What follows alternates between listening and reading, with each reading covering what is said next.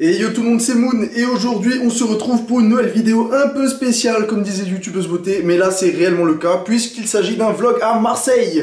Avec PKFoot, j'ai été invité chez Puma à Marseille pour voir le nouveau maillot de la saison 2018-2019 et aussi les tenues d'entraînement. Et par la même occasion, j'ai le droit à une petite interview avec Maxime Lopez.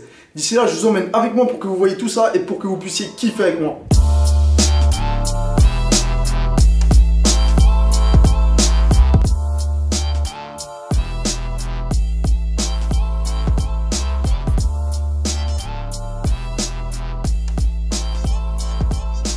Maxime, ma première question, elle va être sur le maillot de Puma, parce qu'on est là pour ça.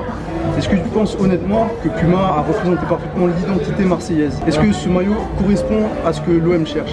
Oui, je pense que vraiment, soit au niveau des couleurs ou du maillot tout simplement, moi je trouve que c'est vraiment l'identité de Marseillaise. C'est pour moi qui suis Marseillais, qui suis né ici, je peux le dire, franchement, on sent que Puma a travaillé sur ça, sur vraiment, il voulait vraiment que le maillot ressemble à la ville et à ce qu'elle représente, et ce que le club représente aussi. Donc ouais, vraiment je les trouve très beau les maillots. Ça va être une fierté pour toi de le porter?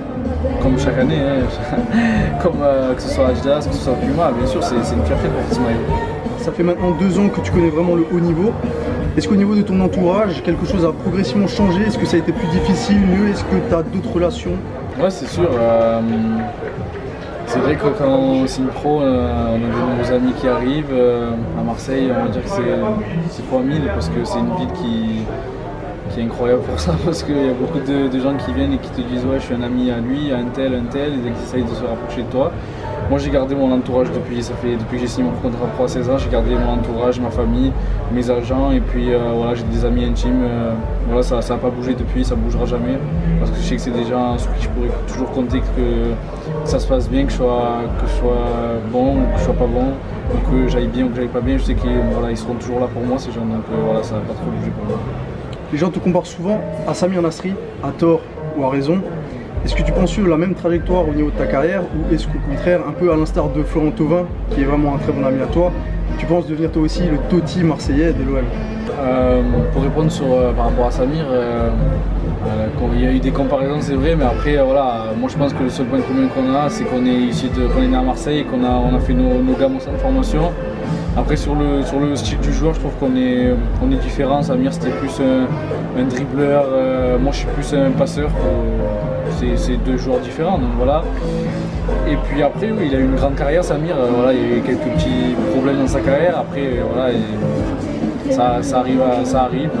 Il a eu des petites histoires qui ont fait que voilà, peut-être qu'il n'est pas allé, il n'a pas joué au niveau où il devait jouer, mais. Et par rapport à Flo, ou par rapport au fait de Totti Marseillais, oui, pourquoi pas, je suis né ici, j'ai grandi ici, Marseille c'est tout pour moi, donc pourquoi pas devenir le Totti Marseillais, mais je suis quelqu'un qui vit au jour le jour, j'aime pas trop me projeter, on verra bien ce qui se passe dans les années à venir. Avec l'arrivée de Franck McCourt, le centre de formation a pris une dimension nouvelle. Toi et Boubacar Kamara, vous avez été propulsés dans l'équipe 1 et on voit même que la politique a été un peu plus stricte au niveau du centre de formation. Des joueurs ont été virés pour mauvais comportement.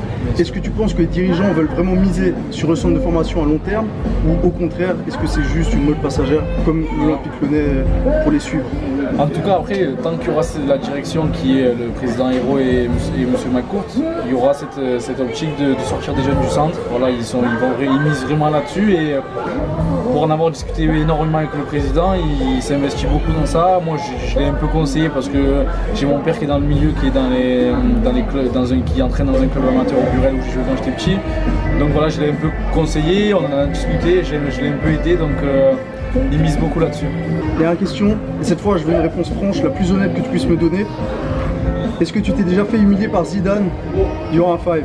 Non, parce que j'ai toujours joué avec lui, donc non. Facile de jouer. Merci à toi. Impec. Impec.